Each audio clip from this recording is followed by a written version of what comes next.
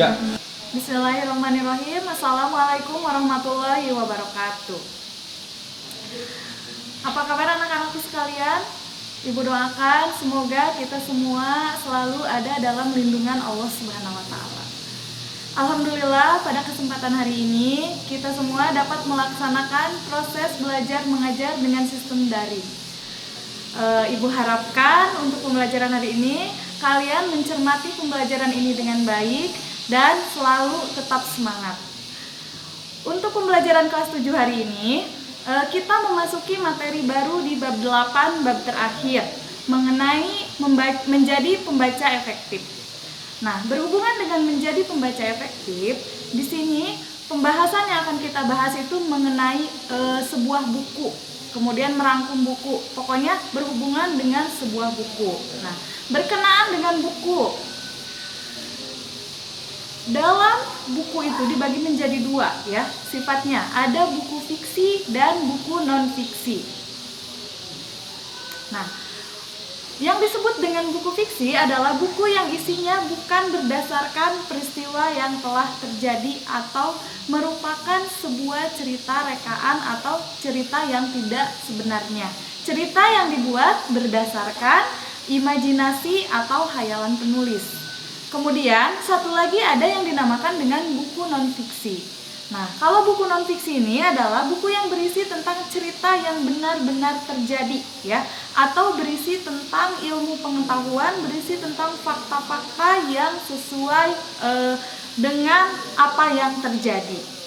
Nah, selain jenis buku, ada buku fiksi dan non-fiksi. Berkenaan dengan buku juga ada yang dinamakan dengan kegiatan merangkum. Merangkum buku. Nah, merangkum dapat diartikan sebagai suatu kegiatan mengambil pokok-pokok tulisan atau pembicaraan yang menjadi uraian, dijadikan lebih singkat dengan perbandingan proporsional antara bagian yang dirangkum dengan rangkumannya. Yang dimaksud dengan merangkum buku itu adalah kegiatan di mana sebuah buku yang tadinya uraiannya lebih panjang dijadikan lebih singkat dengan perbandingan secara proporsional. Maksud dari sini, proporsional di sini itu adalah dengan pembagian yang seimbang. Jadi tidak seperti ini. Misalnya, kita merangkum satu bab buku. Nah, dalam satu bab itu kita hanya ada merangkum misalnya. Merangkum itu berarti singkat. Misalnya dalam satu bab itu kita hanya jadikan satu kalimat saja atau satu paragraf saja. Tidak seperti itu, tetapi ada langkah-langkah yang perlu kita lakukan dalam melakukan kegiatan merangkum sebuah buku. Di sini ada dua cara kegiatan merangkum buku. Yang pertama ada langkah-langkah merangkum buku berdasarkan gagasan pokok. Ya seperti yang telah Ibu sampaikan sebelumnya, gagasan pokok atau gagasan utama. Apa yang disebut dengan gagasan pokok atau gagasan utama? Gagasan pokok atau gagasan utama itu adalah inti dari sebuah paragraf biasanya ya. Jadi dalam satu paragraf itu terdapat satu gagasan pokok. Bisa jadi dalam satu paragraf itu kita ambil gagasan pokok atau intisarinya itu hanya satu kalimat saja. Apa isi dari atau apa garis besar dari paragraf tersebut. Nah, di sini ada langkah merangkum berdasarkan gagasan pokok. Ada beberapa cara. Yang pertama, bacalah informasi umum buku. Nah, dalam informasi umum buku itu berkenaan dengan data, kemudian dengan identitas buku, judul buku, ya seperti itu. Berkenaan dengan hal-hal yang bersifat umum pada buku tersebut. Kemudian, yang kedua, ada ketahui isi umum buku melalui daftar pustaka dan kata pengantar. Nah, kalau di dalam daftar pustaka dan kata pengantar itu berisi mengenai biasanya edisi terbitan, kemudian nama pengantar, nama penerbit dan yang lain-lain cetakan keberapa, itu biasanya di sana terdapat di dalam daftar pustaka dan kata pengantar. Selanjutnya, rangkumlah bacaan dari pokok-pokok pikiran yang terdapat dalam setiap paragraf. Nah, seperti yang Ibu sampaikan tadi, pokok-pokok pikiran dalam setiap paragraf. Nah, misalnya gini, dalam satu bab itu terdapat misalnya satu subbab. Dalam subbab itu ada 10 paragraf contohnya. kita bisa ambil pokok-pokok pikirannya itu menjadi hanya satu paragraf saja dari 10 paragraf, karena kita ambil dari masing-masing satu paragraf hanya satu kalimat saja. Seperti itu yang dimaksud dengan merangkum berdasarkan gagasan pokok. Kemudian kembangkan pokok-pokok pikiran tersebut. Yang tadi bisa jadi disampaikan menggunakan atau melalui bahasa sendiri. Dari pokok-pokok pikiran tadi, yang dari misalnya 10 paragraf itu jadi satu paragraf. Nah, per paragraf tersebut atau per kalimatnya, kalian misalnya paragraf 1 ambil satu kalimat, apa pokok pikirannya. Nah, di dalam satu pokok pikiran itu, kalian bisa menyampaikan atau menyisipkan bahasa kalian, atau intinya apa, penyampaiannya secara apa gitu disampaikan, dikembangkan memakai bahasa kita sendiri supaya lebih variatif ya, tidak sesuai dengan tulisan yang ada di buku tersebut. Kita bisa menyampaikannya dengan menggunakan bahasa sendiri dengan cara tadi, dari pokok-pokok pikiran tersebut kita kembangkan ya, pokok-pokok pikiran tersebut menggunakan bahasa kita sendiri. Selanjutnya, susun pokok-pokok pikiran atau gagasan utama dari setiap paragraf. Tadi misalnya ada 10 paragraf, kita jadikan satu paragraf. Nah, kalimat-kalimat yang kalian susun itu harus berdasarkan isinya atau pembahasannya. Misalnya paragraf 1, paragraf 2 sampai 10, kalian harus menyusunnya atau harus sistematis penyampaiannya. Tidak misalnya kalian dari paragraf 1 ke paragraf 10 itu tidak akan efektif, atau penyampaiannya itu tidak akan sistematis ya. Selanjutnya, sunting penggunaan bahasanya. Yang dimaksud dengan sunting itu adalah memperbaiki penggunaan bahasa. Seperti tadi, kalian bisa menyematkan bahasa-bahasa kalian sendiri, atau misalnya menyunting penggunaan bahasa dari buku tersebut. Misalnya contoh dari buku non-fiksi, kalau dari buku non-fiksi misalnya ada penggunaan bahasa contohnya yang tidak baku. Nah, kalian bisa menyunting atau memperbaikinya, bagaimana seharusnya penulisan kata atau kalimat tersebut. Seperti itu yang dimaksud dengan penyuntingan ya. Selanjutnya, yang kedua, ada langkah-langkah merangkum dengan pemetaan. Dengan pemetaan ini bisa kita sebut juga dengan mind mapping ya. Ini sebenarnya cara yang lebih variatif, lebih kreatif juga ya.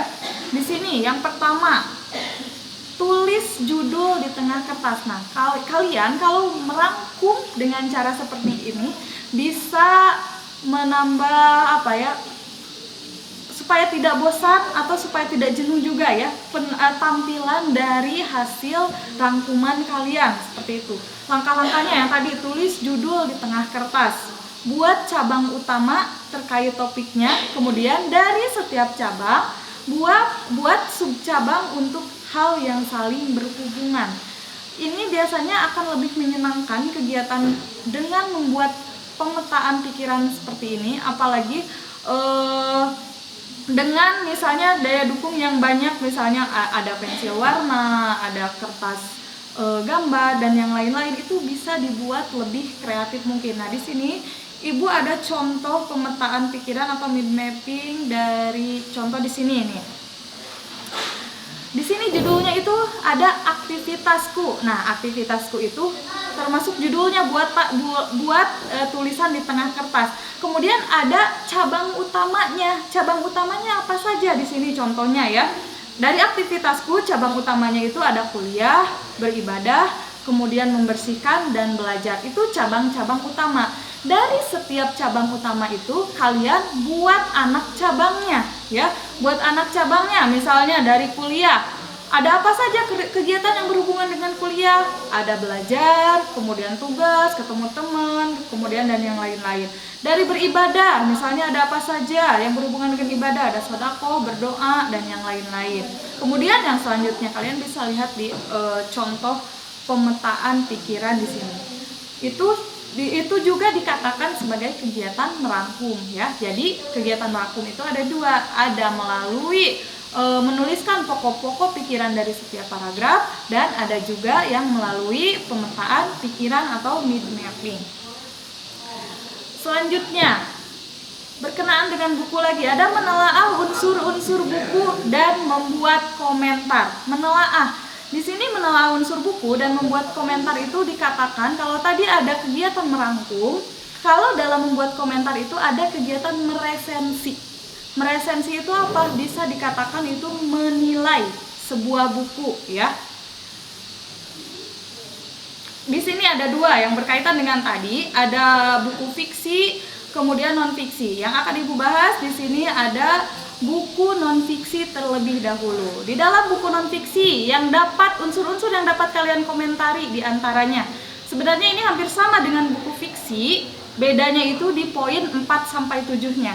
1 sampai 3-nya itu sama, ya.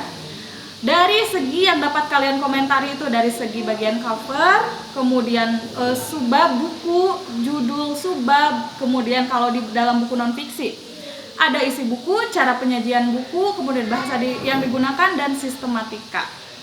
Bagian cover, kalian bisa mengomentari dari bagian cover itu bagaimana menarik atau tidaknya buku tersebut. Itu biasanya kita lihat itu dari cover terlebih dahulu. Misalnya kalau covernya bagus, menarik untuk dibaca, itu biasanya lebih menarik perhatian untuk dibaca. Kemudian ada rincian subbab buku. Dari beberapa bab itu rinciannya itu pembahasannya apa gitu, bersusun atau tidak. Kemudian judul subbab bukunya, kemudian isi bukunya, ya. Cara menyajikan bukunya bagaimana, menarik atau tidak penyampaiannya. Kemudian bahasanya bagaimana, bahasa yang digunakannya, misalnya terdapat bahasa-bahasa yang mudah dipahami atau misalnya terdapat bahasa-bahasa asing, seperti itu bisa kalian jadikan sebagai dasar bahan komentar kalian. Kemudian sistematika.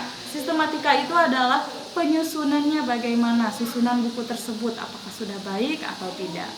Nah, itu ya yang beberapa unsur yang dapat dikomentari dari buku non fiksi. Kemudian sekarang ada unsur-unsur yang dapat dikomentari dari buku fiksi.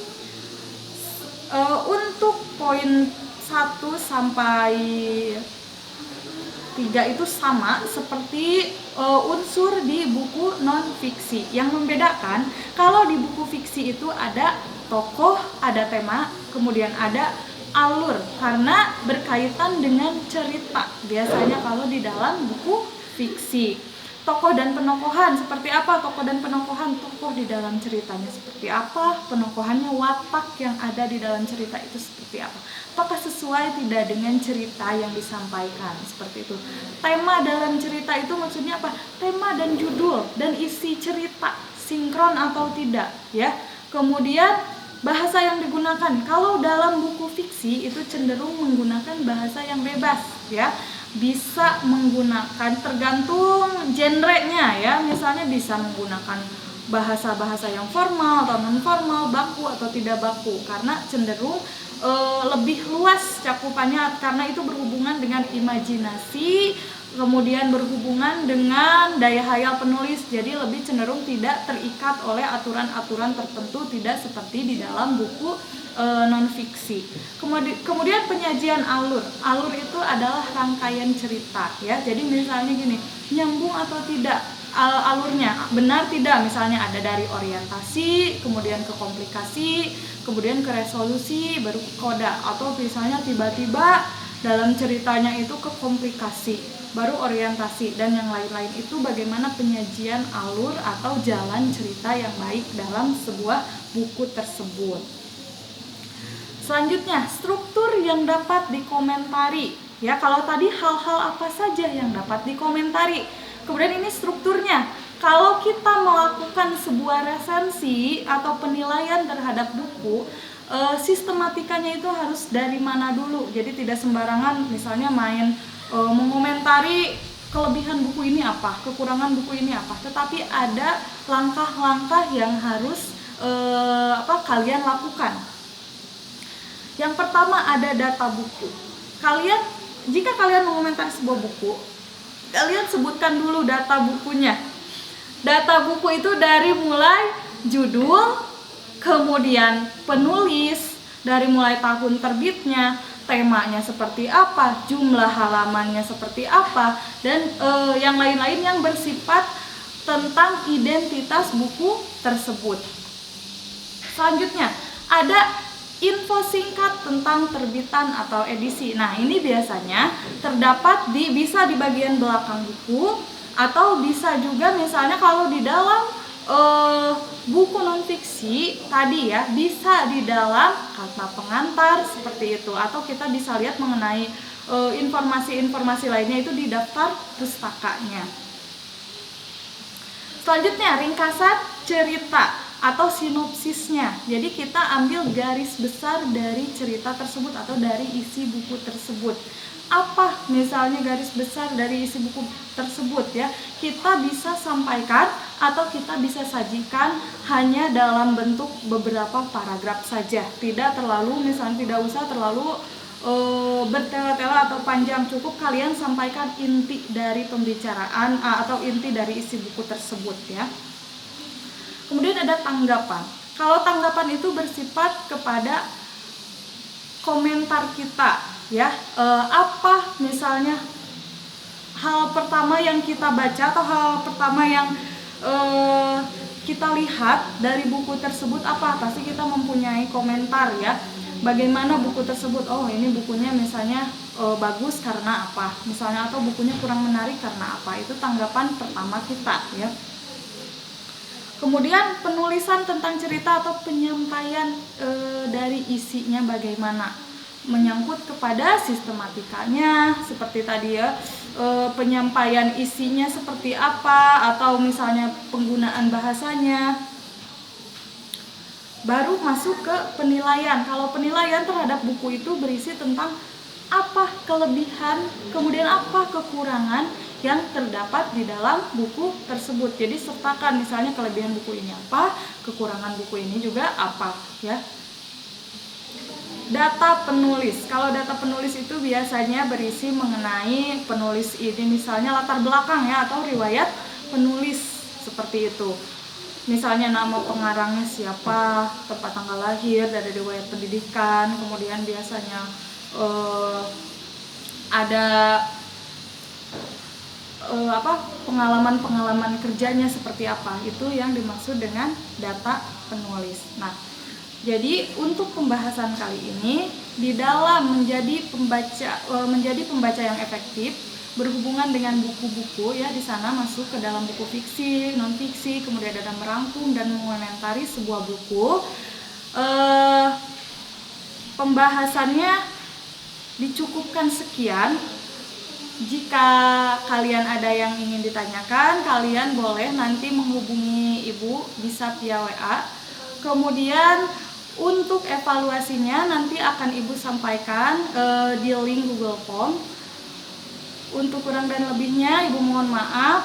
Terima kasih. Wassalamualaikum warahmatullahi wabarakatuh.